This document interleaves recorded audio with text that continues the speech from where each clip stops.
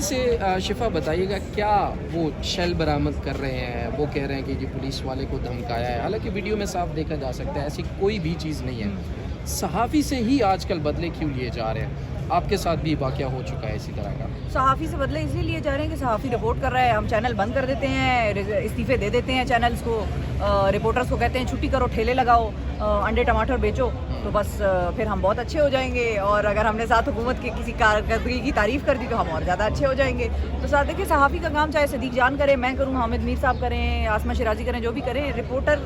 نے اگر کچھ چیز بیان کی ہے تو اگر وہ رپورٹ کر رہا ہے آن گراؤنڈ تو یہ میرا ماننا ہے کہ اس میں فیکٹ تو ضرور ہوگا اور اس کو فیکچوئل ہی رہنا چاہیے، وہ فیکٹس کے ساتھ سٹک کرے۔ اس کے علاوہ وہ اپنا اوپینین ضرور دے سکتا ہے، جو ہم آج کل دیکھ رہے ہیں وی لاگز میں لوگ بیٹھتے ہیں اور وہ اپنا اوپینین دیتے ہیں۔ انالیسس بھی کون کر رہا ہوتا ہے؟ صحافی ہی ہوتا ہے نا، کامنٹیٹر پولیٹیکل یا جو بھی ہو، اکنامک ہو، اکانومسٹ تو چلے وہ ڈفرینٹ ہے، لیکن کامنٹیٹر بھی صحافی ہوتا ہے، اس نے ایک فیلڈ میں وقت گزارا ہوتا ہے، اور آہستہ آہستہ یہی چیز ہم نے بھی سیکھی ہے، اپنے سینئر سے بھی سیکھی ہے، اپنے والدین سے بھی سیکھی ہے۔ پاکستان میں ہر بندہ دیکھیں ڈاکٹر بھی ہے، سیاستدان بھی ہے، صحافی بھی ہے، یہ تین چیزیں تو ہمارے اندر موجود ہیں، باقی کچھ ہم بنے نہ بنے۔ تو یہ جو سلسلہ ہے کہ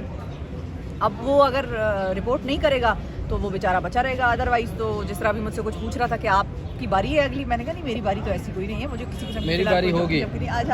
میری باری ہوگی نہیں میری باری تو وہ پتہ نہیں کس طرح سے ہو گئی، سمجھ میں نہیں آیا، لیکن اللہ تعالیٰ نے حفاظت رکھی میرے گھر والوں کی یا سب کی، لیکن میں انہیں اس کو یہی کہا، میں نے کہا میرے یہاں کھڑے ہونے پہ آپ کوئی پرچہ کر دے تو وہ الگ بات ہے کہ یہاں کھڑی کیوں ہے۔ اب شاید ابھی تو عمران خان پہ بھی یہ پرچہ ہونا ہے، تمہارے ساتھ لوگ نکلتے کیوں ہیں، اور وہ کچھ لوگ یہ کہہ رہے تھے کہ کہیں اور پتہ نہیں کیا کچھ تیل مہنگا ہوا تو ہاں جی عمران خان کی وجہ سے ہو، یہ پرچہ بھی اس کے اوپر ڈال دو، چینی مہنگی ہوگی تو وہ پرچہ بھی عمران خان کے اوپر ڈال دو۔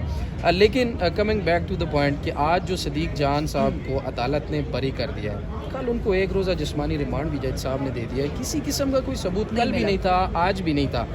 یہ جو صحافی کے اوپر تکلیف کا عمل گزرتا ہے 24 گھنٹے 48 گھنٹے پولیس کی کسٹڈی میں، اور کل صدیق جان نے کہا کہ مجھے کھانے کے لیے کچھ نہیں پوچھا گیا، تفتیش تو دور کی بات ہے،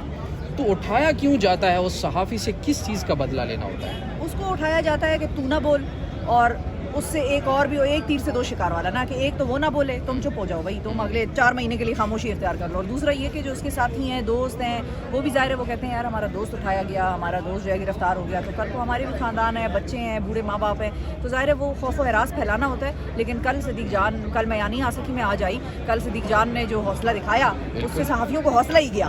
اس سے کوئی خوف یا ڈر یا گھبراہٹ نہیں گئی، اس سے حوصلہ گیا۔ نہیں کل تو ڈر سے صدیق بھائی ہنس رہے تھے، چلا رہے تھے، اتنا ڈرے ہوئے تھے۔ بالکل، تو نہیں اللہ تعالیٰ سب کی حفاظت کرے، اور اس ملک کی سب سے پہلے حفاظت کرے۔ اس ملک کی حالات بہت ہی جس کو کہتے ہیں آن دا برنک آف وہ ہے، اور ابھی آپ کو نعرے نظر